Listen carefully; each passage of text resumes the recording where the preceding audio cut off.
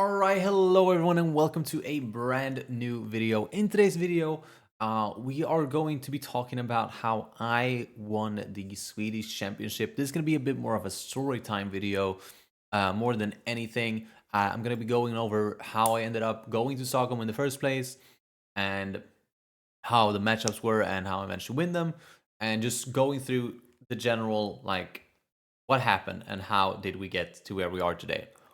And so before we even jump into any of the matchups, I wasn't going to go to Stockholm at all. This year, unfortunately, I was incredibly broke. I had just paid for my me and my girlfriend's trip to France to play a regional there, and so we were not looking very good on cash. And I was like, I literally can't afford to go to Stockholm for the Swedish Championship because I'm going to France instead. But I was streaming one day, and Abster TCG, a fellow YouTuber that lives in Stockholm, we start chatting on this live stream, and I talk about how I can't go, that I'm too broke. And he offers me a place to stay. He goes like, hey, you can stay with me if you want. That's fine. And at the time, I'm like, thank you for offering. I don't think I'm gonna be able to get it together because this is like what 3-4 days before the tournament, right? And I haven't gotten it together with like my girlfriend or anything. I haven't checked anything. I just tell him, hey, I appreciate the offer, thank you. And then on my way home after streaming, I go ask in the Discord chat, and I read the Discord chat for like our group in my local area, and I'm reading it, and they're like, ooh, they're out of car space, right? There's no space in the cars that are driving up to Stockholm, and I don't have enough money to take a train. That's way too expensive. And so I ask, I'm just like, I'm gonna double check. I'm like, hey, is there any space in the cars, or is it's all full?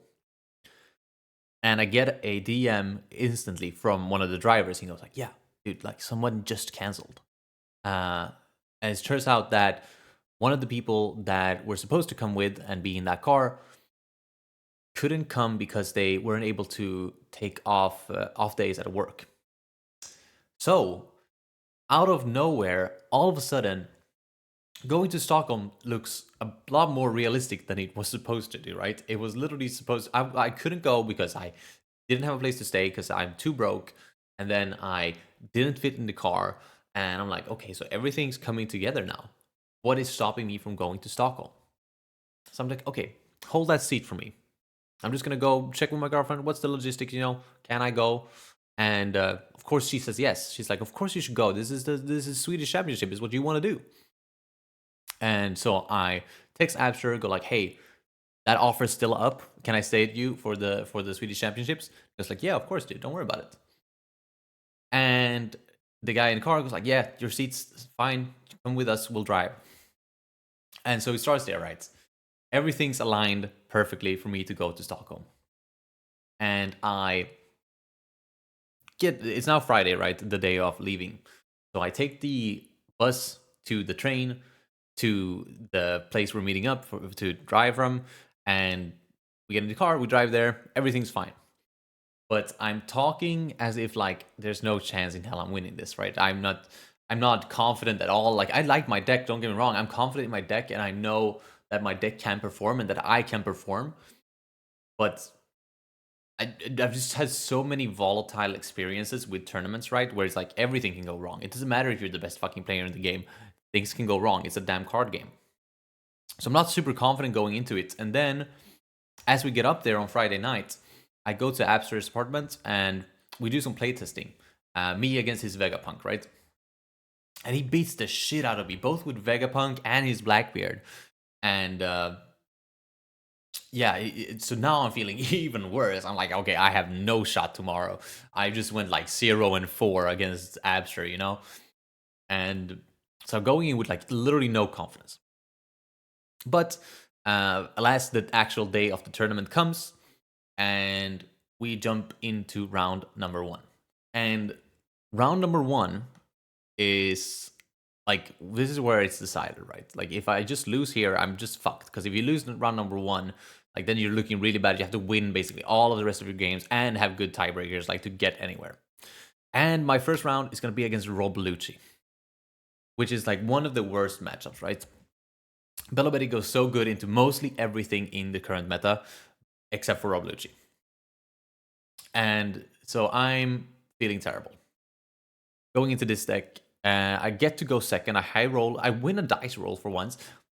I never fucking win any die rolls. If you're a long fan of the channel, you should know that I lose all my die rolls. I think I won one die roll in the nationals, European nationals, like last year, out of 12 rounds, which is insane. But I win the die roll for once, and so I go second. And if you know the Rob Lucci matchups, you know that it basically comes down to if they have Brook on 3 or not. And for once in my fucking life, they didn't have Brook on 3. And so I was able to just keep going wide with my board, with my Ivankovs, and he wasn't quite able to keep up, and I was able to win that game. So I'm now 1-0. Of course, this was just the first round. We have 5 more rounds to go, and then that's just the Swiss, right? So after the 6 rounds, we're also doing a top 8 top cut as well, right? So I managed to beat the first round, which is great. And then right after that, we go into Marco in our round 2. And it's not the regular Marco build. This is the Sue Marco build that's been popping off lately. And a lot of people think it's incredibly strong. But my heart, it feels so amazing because this is such a favorite matchup. It's like Bello Betty just fucking shits on this whole deck. And the guy who was playing it, he's actually Abster's neighbor. And we were talking about it the day before, and even before the tournament, was like, oh yeah, you gotta dodge me. Like he has to dodge me, otherwise he's kind of cooked, right? Because it's such an unfavorable matchup for him. Unfortunately, he couldn't dodge me, and I was able to beat him, right? Obviously, it's a very favorite matchup. Wasn't much he could do from there. I think I won with 4 life remaining. It was crazy. But at this point, round 2, right? My worst matchup in this entire tournament would have been Abster and his Vegapunk. And luckily, he loses his first round. He lost against I think a purple Luffy. I didn't pay attention to the game. I just saw that I looked over and the fucking purple Luffy, I literally had 9 calls on 9 calls on 9 calls, 9 calls, like an entire board filled with 9 calls. And I was like, holy shit, dude. I don't know what happened over there. I didn't play the game, obviously. I was playing my own game. But at this point, Abster is 1-1 now after round 2. And I'm 2-0. So I'm likely not to run into him, which is like my main worry, right? Because if I run into Abster, I just lose. But now I'm less likely to pair up against that guy, and I'm 2-0, feeling good. And so we go into our third round, which is Enel. And Enel is a weird matchup, right? It's generally Bello Betty favored, but nobody understands that because it's been so Enel favored throughout the years of Bello Betty. But with Koala, 6-cost Koala coming in OP09, as well as the promo Sabo coming out now along EBO2, you can now completely ignore them starving you and just take your own life, gather resources like that. And Enel doesn't really have much to do against that. And I managed to push through and beat this guy. We're now 3-0, and now I'm feeling really good. I'm like, these games haven't been necessarily close, and I'm feeling really good. And mind you, I have seen Bello Betty start in every single one of these games. I literally start Bello Betty every game. 3 games in a row, I'm starting Bello Betty. And so I'm feeling really good. And then, basically, before this match, right, before this Shanks here, there's not that many people who are 3-0. In fact, there was like a green-purple Luffy, a BY Luffy, a purple Luffy, like something else, and this Shanks. And I'm pretty comfortable into Shanks still, but among those matchups that I could have gone up against, Shanks was the one I least wanted to go up against. And it was fucked because we actually had the pairings, and I was going to go up against a purple Luffy, but then they had a mishap, a technological mishap, and I had to go up against the Shanks. And I was like, fuck, dude.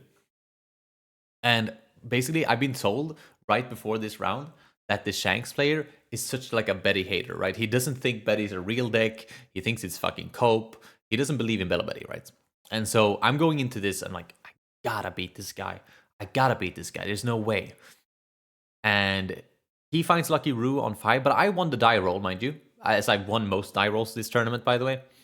And so I go second. And going second against going first against Shanks is a huge difference. Because now they don't see Lucky Roo on curve, and I'm still able to curve out with my shit. And so it was very nice. And I managed to win.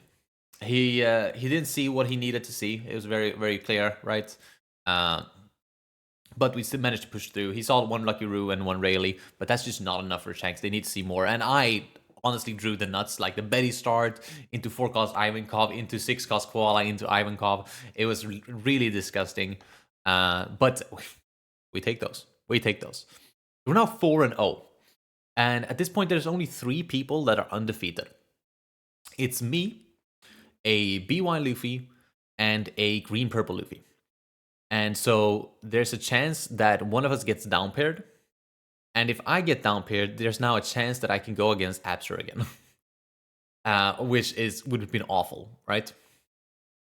But if I go up against the green-purple Luffy or the BY Luffy, I'm feeling super comfortable and it should not be a problem. And I am lucky enough to go against the BY Luffy. BY Luffy is another player from my local area. Really talented, really skilled, especially with Moria and Raigo and Ice Age gone. He has cooked a monstrosity of a BY Luffy deck. But unfortunately, this matchup is just so Betty favored that, of course, I win. And this was amazing, right? Because now I'm going into the final round. And the only deck left, right, to beat, Green Purple Luffy. We are the only 2 people that are 5-0, and so I know I'm going to play up against him. And this match matters immensely. Because, yes, we have both made top cut already. We're both guaranteed to make top cut. But if you go undefeated in Swiss, the rules were that if you go undefeated in Swiss, then when you go into the top cut best of 3, you now get to decide turn order for the first game, right? So best of 3, first game, whoever is was higher on the top 8 ladder gets to choose. And then the second game, loser chooses, and then third game, loser chooses. So if I win this game, I get to go into top cut, and I get to go second 2 out of 3 games, which is going to be incredibly favorable for me, right? It's like, wow, Bello Betty going second is just goated, right? And of course, luckily, this is again a really, really favorite matchup. So of course I win, right? And now I've gone undefeated in Swiss. I'm the only one that's gone undefeated. I'm feeling great. But of course, I still have this lingering feeling of like choking. I've been choking so much recently. I've choked fucking online tournaments. I choked local tournaments. I choke everything recently. But we're going into top 8, top cut, best of 3. And I go up against Kalgara. Kalgara is like a really weird matchup because it's similar to Zoro in the sense that they can kind of go wide and threaten your life very early. The difference between this and Zoro, of course, is that Zoro just has better cards that do it. Like they can go wider with the Su package than this guy can with his fucking Ohm and Holy package. And also, Kalgara, of course, has to take his own life. So, kind of, you can just kind of out-aggro them, which you can't do to Zoro, because they're a 5-life leader who doesn't take their own life.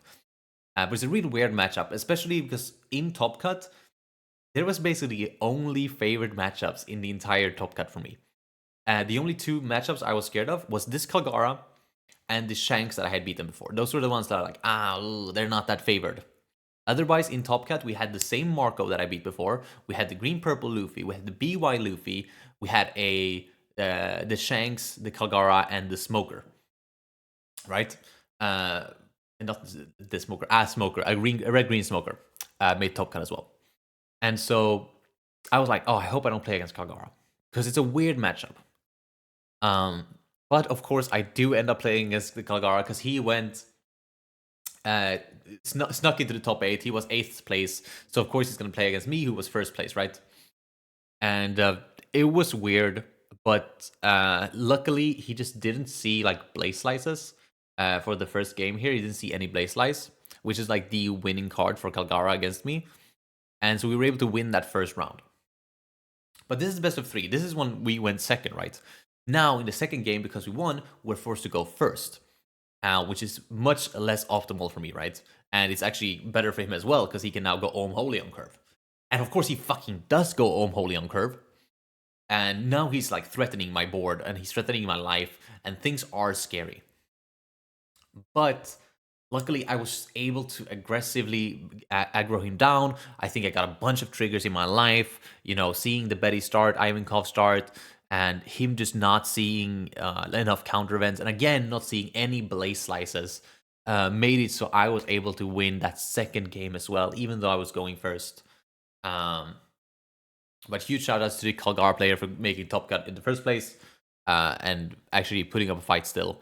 I really just locked out, not finding Blaze Slice. I played against him before, and he can definitely win, especially if they see those key cards. But now, that was the quarter games, right? That was quarters. Now we're going into the semi-final, and we're going up against Enel again. Is this the same Enel that I had just beaten? And everyone was worried for me because they're like, oh, Enel is like so unfavored. Oh, you're so cooked. And I was trying to explain to them that Enel's not unfavored. But of course, Enel is still a pretty tough matchup as it's like trigger dependent, right? If they trigger, they can just win. And so the first game goes just about exactly like that. He manages to trigger, and I don't manage to beat him down fast enough. He sees some removal, and unfortunately, I lose, which is awful, right? My first loss of the tournament in the semifinals, and that was going second. So now I'm on the back foot. All of a sudden, I have to win 2 games in a row, and one of those has to be going first, right? My plan going into Top Cut was like, oh wow, I get to go second 2 out of 3 games. I just have to win those 2 games, and then I'm good to go. But now I lost going second, so now I have to win going first, which is not optimal. Luckily, I perfectly curve out. I go Betty, I go Morley, I go 5-cost Ivankov. I don't remember if I hit a 4-cost Ivankov or like an Inazuma or something, but I feel like I hit something really good. And he just wasn't able to keep up with the things that he saw. And oh my goodness, the fucking late game of this game was insane. I'm sitting on like almost full board. I'm sitting with 4 characters out and leader swing. And he's sitting at 2 life, leader effect, you know. He has, I think, 1 or 2 blockers out, and I'm like, I just don't have lethal. Even with 5 swings, I don't have lethal here. But I'm sitting on 3 life, and he's sitting on what, like, he's got a Nami out, a Yamato out, and then leader swing, and like he has like the blockers that he could have swung with as well. So my logic is like, okay, I could die here because I'm sitting on 1 card in hand, right? If I discard for leader ability, I probably die. But he had top lifed a Karasu into my top life, and so I know what my top life is, and I'm sitting on an Emporio Tension Hormone, and I'm like, okay, what is my play here, right? Like I can't go for it because like I'll just have an entire rested board, and he'll just wipe me, and then I'm in a bad spot. And so I'm sitting there like, okay, what the fuck do I do? The only card I have to play with is Tension Hormone. How do I play with this card? And so my thought was that I'll attach 2 Dawn to leader, swing 7 into his Nami. He shouldn't defend it because he doesn't have many cards in hand. I don't even know if he could defend it. I think he had like 2 or 3 cards in hand. And so I swing 7 into his Nami, and he doesn't block. He lets the Nami go. And at this point, I'm like, okay, now he probably doesn't have lethal, right? He could still maybe have lethal with like all of the things he had out. But it comes to him. I literally pass turn with 8 active Dawn because I'm like, I'm not swinging with my characters. There's no point. I'll just bring him down a little bit in life, and then I have nothing on my turn, and I'll be bad. I'll be in a bad spot, right? So I literally pass with every character standing and 8 active Dawn. 1 card in hand, 1 Tension Hormone in hand. And he's just like, huh, okay. But obviously he doesn't expect the tension hormone. I passed with 8 active dawn. It's not like it means that I have the hormone, right? But so he swings into my life. I take the first life, get that Karasu into hand. Now I'm sitting on hormone and Karasu. And he swings again. But he swings 9k with the Yamato, which really pissed me off because now I have the decision to make. Do I counter here, bring out the Karasu, and then like not have anything in hand and leave myself vulnerable to like his last 2 swings? Or because I'd have to take the 9, right? If I do that, I still have to take the 9 hits. Or do I risk it, take the hit, and save the last cards for another swing? But there was a chance that there wouldn't be another swing, which was my problem. So I ended up countering with the hormone, bringing out the Karasu, minusing something else, and then taking the hit. And unfortunately, it wasn't a trigger. If it was a trigger, that would have been like, oh my god, I'm the GOAT. But it wasn't a trigger. But I'm sitting comfortable still because he now doesn't, because I had the reduction from Karasu on one of his other swings. He actually just doesn't have enough to push the last like couple lives or whatever I was at. And I am now sitting on a full board and I have 6 swings next turn and I'm much more comfortable pushing lethal. And so I do, and I win that second game. Now things are all right, okay? Actually, I might have said that second game was going first. I went second, of course, because I lost the first game. I get to choose, so I went second. And then this third game is where I'm forced to go first. And I'm just hitting my shit again. But again, we're in a really close end game where I'm struggling to seal the deal, on the game. But I actually don't remember how. But I remember being incredibly lucky, both with triggers and with like everything. And I was just able to win that round too, going first even. And it was incredible. So now, like, I'm shaking. I'm literally shaking like this much. I'm walking around like, oh my god, I don't know what I'm doing. I feel like I'm so fucking high on like adrenaline, right? And now I have to go into the final. Luckily, my friend from my local, the BY Luffy, has made it to the finals as well. The Luffy that I've already beaten, the Luffy that is super favored. I am going up against this in the final round of the Swedish Championship. How incredibly lucky am I? And if I'm being honest, the rest here is kind of history. Because we just win the first round. Because it's incredibly fair, and obviously I get to go second. And then I just win again, sealing the deal for the Swedish Championship. And it's just such a favorite matchup, right? That it was decently close. Don't get me wrong. He's a good pilot and it was decently close. But it's just so unfavored for him and so favored for me that we managed to win this and win the entire Swedish Championship, which was incredible, right? Going 9-0, such a fucking power move.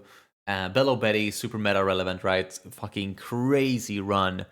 And I was ecstatic from here, right? I ended up winning a PRB box as well as a first anniversary stamped winner promo Luffy, or not promo. Yeah, it's promo Luffy.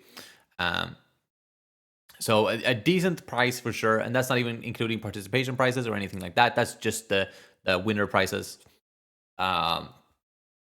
And so I'm feeling so fucking good, and I'm feeling amazing. And I've made a deck profile just now. It should be up on the channel before this, and I did a vlog as well. It's gonna come up hopefully tomorrow or any day close to that. Sometime soon should be a vlog as well, where you can experience my live reactions to all of this. All right, so that is going to be it for this video. Hopefully you enjoyed. I want to be giving a huge shout out to AbsurDTCG. I'll link him down in the description. Go subscribe to him if you haven't already. Huge thank you for letting me stay with him. What a fucking goat. If it wasn't for him, obviously I wouldn't have been able to go. And thank you to the driver as well. If he hadn't held that seat for me, I couldn't have gone either. And huge shout out to my friend Lily, who borrowed me her 5 cost promo Sabo, which helped a ton. especially in the NL matchup, which was the hardest matchup of the entire tournament. So shout out to that. Shout out to the fucking Adam as well, who was the BY Luffy in the final. Amazing player. Huge shout out to him. Other than that, I think I've shout outed everyone I wanted to shout out. I want to thank you all for watching and hopefully enjoyed this video, even though it was a little bit different from what I usually do. And I guess I'll see you in the next one. Peace.